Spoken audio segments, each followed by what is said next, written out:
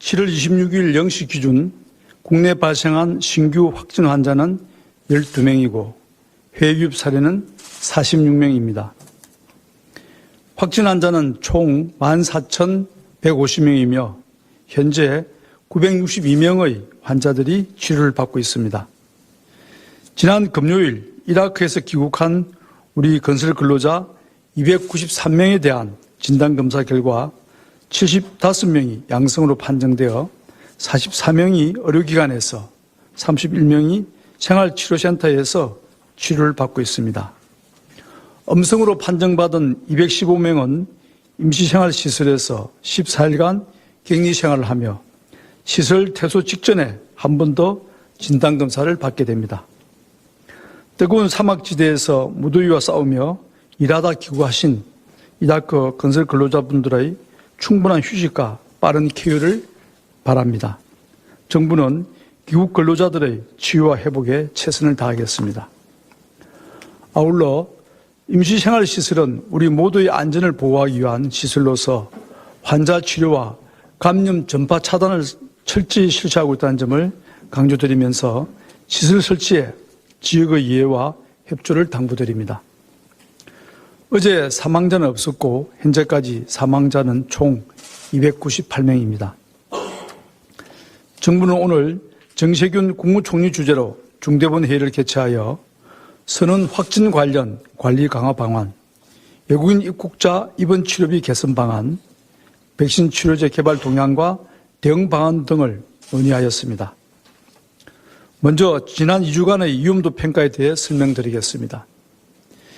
7월 12일부터 7월 25일까지 2주간의 1일 평균 국내 발생 환자 수는 19.9명으로 직전 2주간의 31.8명에 비해 11.9명이 줄어들었습니다. 감염 경로를 파악하지 못한 환자의 비율은 직전 2주의 8.5%에서 이번 2주는 6.3%대로 개선되었고 방역망 내 관리 비율도 80%에 근접하고 있습니다.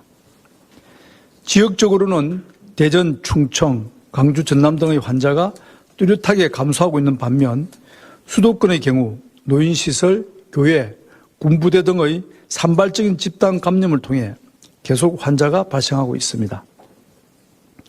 종합적으로 볼 때 국내의 지역사회 감염은 비교적 안정적으로 억제되며 방역망의 통제력을 지속적으로 회복하고 있는 상황으로 평가됩니다. 다만 수도권에서 계속 집단 감염이 발생하고 있는 점은 방심할 수 없는 위험 요인이기에 수도권 주민들의 주의와 관심이 요구됩니다. 밀폐, 밀접 등 산미를 피하시고 일상생활 속에서 마스크 착용과 손 씻기 등의 방역 수칙을 철저히 지켜주시기 바랍니다. 세계적으로는 정점이 어딘지 예측이 어려울 정도로 코로나19의 확산세가 맹렬해지고 있습니다. 전 세계 누적 확진자 수는 1,500만 명을 넘어섰고 일일 신규 확진자 수는 28만 4천여 명을 기록하는 등 연일 최대치를 경신하고 있습니다. 특히 홍콩, 싱가포르, 일본 등 방역 모범 국가들이라 평가받던 아시아의 다른 나라들까지도 코로나19의 확산이 다시 시작되고 있습니다. 이런 상황이지만 누적되는 경제적 피해를 완화하기 위해 세계 각 나라들에서 자국 내 봉쇄 조치와 국경 제한 조치를 잇따라 해제하고 있습니다.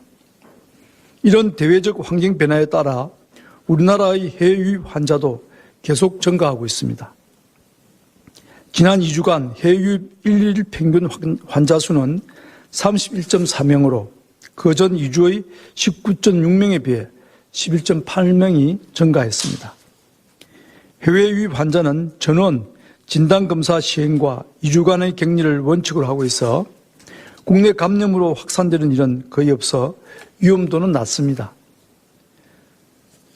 장기화될 것으로 예상되는 코로나와의 공존 시대에서 대외 교육 의존도가 높은 우리 경제 구조와 고도로 연결된 세계화 시대를 고려할 때 국제 간 교류를 차단할 수는 없습니다.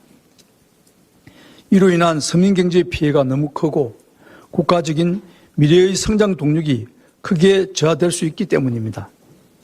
그러나 해외 유입 환자의 지속 증가는 검사와 치료 등 우리의 방역과 의료 체계에 부담이 되기에 효율적인 대처가 필요합니다. 또한 러시아 선박 수리 과정에서 국내 근로자가 감염된 사례처럼 방역 사각지대가 발생되는 경우도 있어 보다 철저한 관리가 필요합니다. 이에 따라 중대부는 최근 증가한 선원 확진 사항에 대한 관리 강화 방안을 논의하였습니다. 국내 입항 선박에 대해서는 방역 관리를 계속 강화하고 있습니다. 입항 선박의 하선자에 대해서는 내 외국인을 막론하고 모두 진단검사와 14일의 격리를 의무화하도록 조처한 바 있습니다. 이와 함께 7월 20일부터는 수리, 화물 선적 등으로 우리 국민의 대면 접촉이 필요한 러시아 선박에 대해서는 선원 전원에 대한 진단검사를 실시하고 있습니다. 또한 방역 강화 대상 국가를 확대하고 이들 국가에서 출항한 선박의 선원은 출항 48시간 이내에 발급받은 PCR 음성 확인서 제출을 의무화하겠습니다. 선원의 국내 상륙은 진단검사를 실시하고 그 결과를 확인하여 음성일 경우에만 허가하는 등 하선 선원의 상륙 허가도 최소화할 계획입니다. 외국인 입국자의 코로나19 확진 시 입원 치료비 부담 방식도 개선하기로 하였습니다. 정부는 외국인 환자의 조기 발견과 치료를 통한 코로나19의 국내 확산을 막기 위한 목적과 국제적인 원칙을 존중하는 측면에서 확진 판정을 받은 외국인에 대해서도 입원 치료비를 전액 지원해 왔습니다. 그러나 해외 입국자는 14일간의 격리를 통해 국내 확산을 차단하는 목적이 이미 달성되었다는 점과 외국인 환자 증가로 방역과 의료 체계에 부담이 커지는 문제 등을 고려하여 치료비 지원 방식을 변경할 수 있는 제도 요건을 마련하기로 하였습니다. 주된 개선 방향은 해외에서 입국하여 검역 또는 격리 중에 감염이 확인된 외국인에 대해서 상황에 따라 입원 치료비의 본인 부담이 가능하도록 한다는 것입니다. 우선적으로는 격리 조치 위반자 등 국내 방역과 의료 체계에 고의적 부담을 주는 외국인에 대해서 적용하고 향후 외국인 입국 환자 증가 추이를 보며 확대할 예정입니다. 확대 시에는 외국의 우리 국민에 대한 치료비 지원 등 우리 국민의 보호가 정대되는 방안도 함께 고려하면서 검토해 나가겠습니다. 이미 건강보험에 가입된 장기 체류 외국인 등에 대한 건강보험 적용은 당연히 계속되게 될 것입니다. 이러한 내용을 담은 감염병 예방법 개정안이 발의되었으며 법이 개정되면 외국 현황 조사 등을 거쳐 구체적인 적용 방안을 마련해 나갈 계획입니다. 백신 치료제 개발 동향 및 대응 방안에 대해 설명드리겠습니다. 현재 전 세계적으로 임상시험 단계에 있는 백신 후보 물질은 24종이며 치료제도 렘데시비르가 주요국에서 긴급 사용 승인되는 등 기존 약물의 코로나19 적응증 확대 연구가 활발하게 이루어지고 있습니다. 또한 올 하반기부터 주요 글로벌 기업을 중심으로 혈장 치료제, 황체 치료제 등의 임상시험이 개시될 예정입니다. 국내 백신과 치료제 개발은 반드시 끝까지 완료한다는 명확한 준칙 위에 개발에 박차를 가하고 있습니다.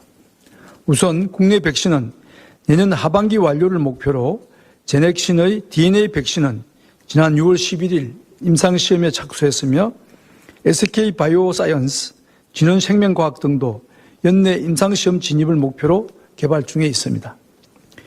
국내 치료제 개발과 관련해서는 GC 녹십자와 국립보건연구원이 혈장 치료제 개발을 위해 올해 하반기 임상시험 진입을 목표로 완치자 혈장 확보 및 제재 생산을 진행 중이며 항체 치료제 개발 및 약물 재창출 연구를 위한 임상시험은 현재 총 15건이 승인되었습니다.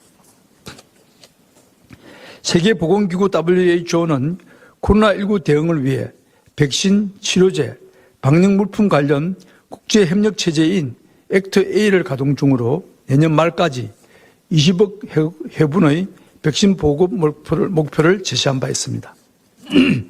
이에 따라 세계 백신 면역연합 가비는 글로벌 백신 공급 메커니즘인 코박스 퍼실리티 설치를 제안하였고 7월 21일을 기준으로 우리나라를 포함한 77개국이 참여 의향서를 제출하였습니다.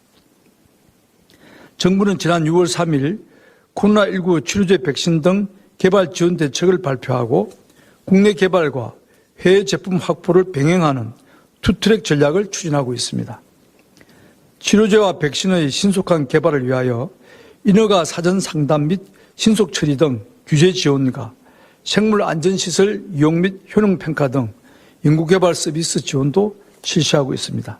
또한 공공백신 개발지원센터, 백신 실정지원센터 등 인프라 확충도 추진 중입니다.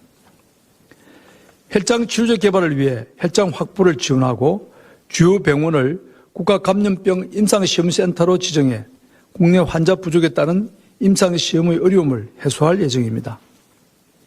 정부는 충분한 양의 백신을 확보하기 위한 노력도 계속하고 있습니다.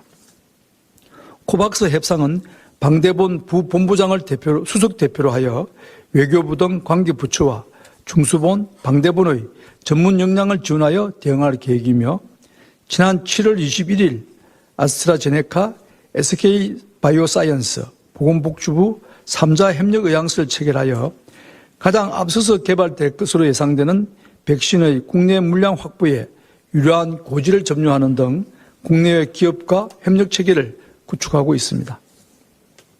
아울러 코로나19 치료제인 렘데시비르를 추가 확보하고 안정성과 효능이 확인된 약물은 추가 특례 수입하는 등 치료제 확보를 위한 노력도 계속하겠습니다. 세계적으로 악화되고 있는 코로나19의 확산 추세를 지켜보며 상대적으로 안정적이지만 우리 역시 방심할 수 없다는 그러한 점에서 방역당국자로서 무거운 책임을 느낍니다. 그러나 우리는 지금까지 크고 작은 코로나19의 확산에 대응하여 훌륭하게 맞서온 성공적인 경험과 신뢰라는 저력이 있습니다. 지금까지 그래왔던 것처럼 불안해하지 않고 서로를 믿으며 각자의 자리에서 해야 할 일들을 책임있게 해낸다면 피해를 최소화하는 가운데 일상을 함께 살아갈 수 있을 것이라 믿습니다. 본격적으로 시작되는 여름 휴가와 방학 기간을 맞아 소중한 가족들과 안전하게 보내시되 밀집, 밀접, 밀폐시설 방문을 자제하고 방역 수칙을 잘 지켜주시길 다시 한번 당부드립니다.